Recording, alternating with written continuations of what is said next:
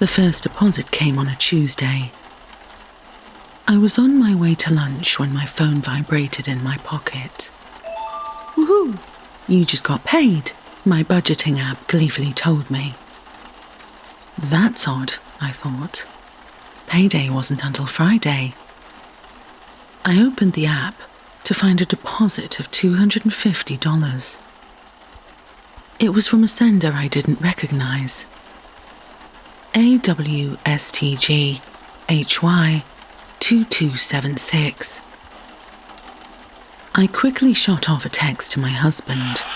It was our joint account, but he didn't recognize it either. My next thought was PayPal. I did occasionally get weird payments. I have a crafting side hustle that's more of a side crawl, but those payments usually say PayPal in the transaction. So who was just giving me money? It must be a scam. But as the hours went by, I didn't get any weird texts or phone calls. That fat $250 just sat there in my bank account, taking up space. We should give it back, my husband said when I got home. I don't think we can do that. Sure we can. We call the bank, and they reverse the transaction. I shot him a look. Or we could just keep it. Someone did give it to us. That's unethical. What's unethical is forcing the kids to eat rice and beans for lunch every day. I slammed the refrigerator shut and plopped down on the couch. Look, I feel a little weird about it too, okay? But it's not like I picked up a wallet someone dropped and found $250 in it. Someone actually gave this to us, whether it was accidental or not. We argued about it until we went to sleep. Well, not really argued, more just aggressively talked at each other. With 3 kids and 2 full-time jobs, neither of us had the energy to properly argue anymore. When I woke up the next morning, there was a text from an unknown number waiting for me. At 2:13 p.m. today, go to the corner of 12th Ave and North Street. Take a photo of the short man in the black coat. What the heck? But Jerry had already left for work. I'd tell him about it later. The weird text from a wrong number. As I got the kids ready for school, I couldn't stop smiling. Tomorrow, you guys are going to get a special lunch, not rice and beans. Something really good, I told them as we walked down the driveway. After waving to them on the bus, I left for work. But then, another text came in when I was riding the elevator up. If you want to keep that $250, take the photo. My throat went dry. It wasn't free money. Some weirdo wired $250 to me. The elevator doors slid open and I stumbled out. How do they have my number? Is it someone I know? I glanced at the hall of cubicles, at the people I'd worked side by side with for 5 years. Ed's weird enough to pull some stuff like this. But then I frowned. If Ed were wiring me $250, he'd be asking for a photo of something else. I set my phone face down on the desk and got to work. I didn't spend another thought on the text. I pretended it didn't even happen. I just focused on my happy little spreadsheets, on the upcoming presentation, and hoped it would all go away by 5. It didn't.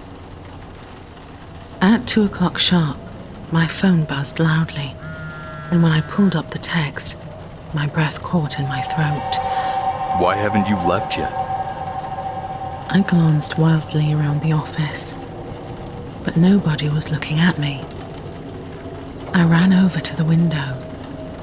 The sidewalk below was filled with people, but none of them were looking up in my direction. Fear pounded through my veins. You want to give your kids that special lunch tomorrow, don't you? I froze. No, they've been in my yard, watching me. And now they were somewhere on the street, or in this very office, watching my every move. I shot up from my desk and ran to the elevator. It took me 8 minutes to get to the corner of 12th and North, running in heels. Panting, I glanced around at my surroundings, but I didn't see anything out of place. A woman jogging by, a mother pushing a stroller, 2 businessmen arguing as they crossed the street, and a 213. A short man in a black coat strolled into view. He pressed the button for the crosswalk. Quickly, I whipped out my phone, pretended I was texting, and snapped a photo of him. I rushed back to the office building, tears stinging my eyes as my fingers slid across the screen. "Here's your photo," I texted, with the image. "Now leave me alone." After work, I went to the grocery store. I got my kids organic sliced turkey and aged Gouda and gourmet Swiss chocolate for lunch tomorrow. I played their stupid little sick game, and damn it if I wasn't going to reap the rewards. As the goods approached the conveyor belt, my phone vibrated. "Woohoo! You just got paid." My heart fell into my stomach, and it fell through the floor when I saw the amount. $1,000. Whatever they were going to ask me to do tomorrow, I had a feeling it was going to be a lot worse than taking a photo of some random guy. I threw my groceries into the trunk of the car, the whole world going blurry with my tears. Just ignore it. Whatever they ask you to do tomorrow, just don't respond. They'll take the money back, and that'll be it. Then you can go to the police and tell them everything. But I was naive to assume they'd wait until tomorrow, because as I started the car, my phone buzzed again. Drive to the pier. I stared at those 4 words, my heart pounding in my chest. And then I leapt into action. "I don't want to play your sick game," I texted, my hands shaking. "Take your money back. I don't want it. Leave me alone." It's too late for that. I swallowed. "What do you mean it's too late?" 3 dots popped up, showing they were typing, and then the message appeared. Because the cargo is already in your back seat. My heart pounded in my ears. You really shouldn't leave your car unlocked, Lynn. I closed out of the texting app, pulled up the phone, and began dialing 911. Something thumped against the back of my seat. Every muscle in my body froze. I held my breath. The shadows in the rearview mirror shifted, but I couldn't quite make it out. Drive to the pier and you'll be safe. But if you call the police... They didn't need to finish that sentence. I swung out of the parking lot and drove as fast as I could to the pier. When I got there, I parked in a dark little corner and cut the lights. Now in the darkness, in the silence, I could hear them breathing. A steady rush of air right behind my ear. Close your eyes. I squeezed them shut tight. Rustling movement in the back seat, and then the open and close of a car door. Faint footsteps on the pavement, receding into darkness. I let out the breath I'd been holding. I don't know how long I'd been sitting there with my eyes closed, but I finally felt like it was safe to open them when I hadn't heard footsteps in a long time. I sobbed as I drove home, so thankful I was alive, praying that this whole nightmare was over, that whoever this person was they'd used me as much as they could and would move on to the next poor soul. But I wasn't so lucky, because this morning, when I woke up, I had a new notification. Woohoo! You just got paid. The amount: $10,000. I called in sick to work. All I could do was sit there, staring at my phone, my heart pounding in my chest. I couldn't eat, couldn't focus, couldn't move, because I knew, sooner or later, I'd get the instructions. It was almost noon when my phone pinged. Hands shaking, I picked it up and stared at the message.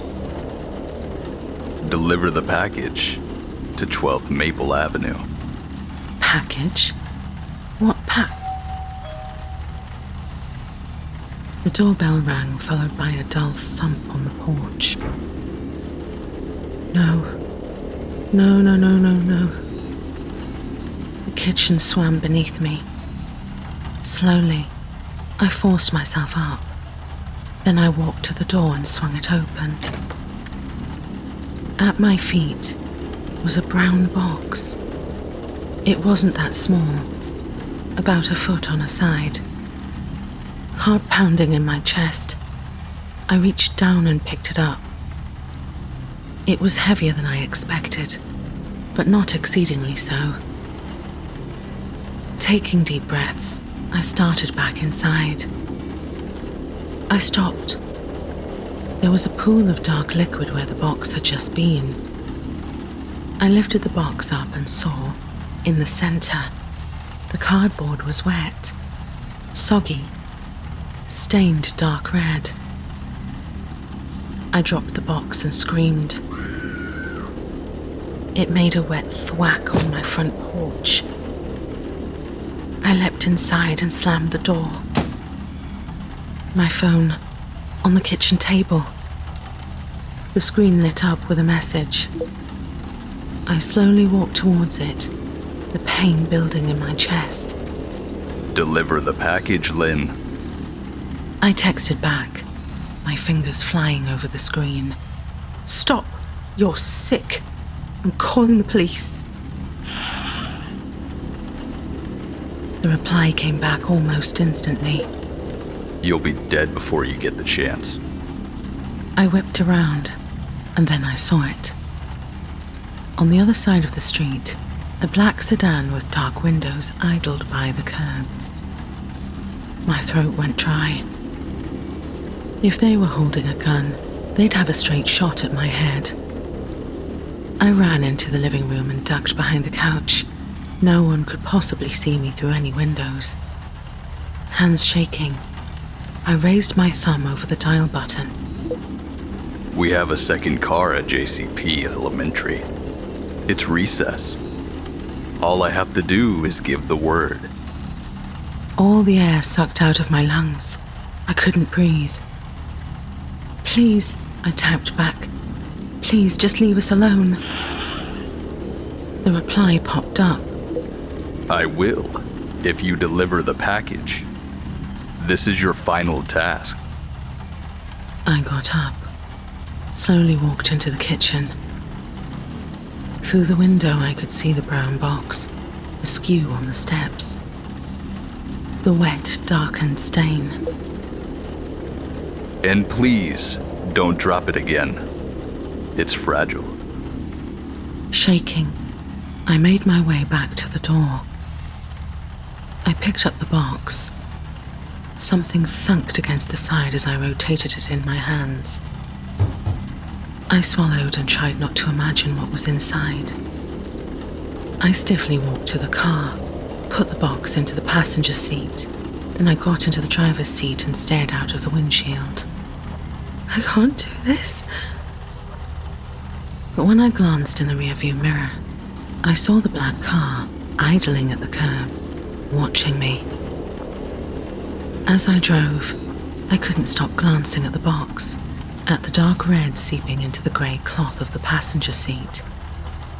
Deep down, I think I knew what was in the box, But that didn't stop me from pulling over to the side of the road, just outside of town, and taking a peek. My hands shook as I pulled off the tape. As soon as the seal was broken, a horrible smell filled the car. Gasping, I grabbed the flap and quickly pulled it up, and immediately vomited. It was a head. The head of an adult man.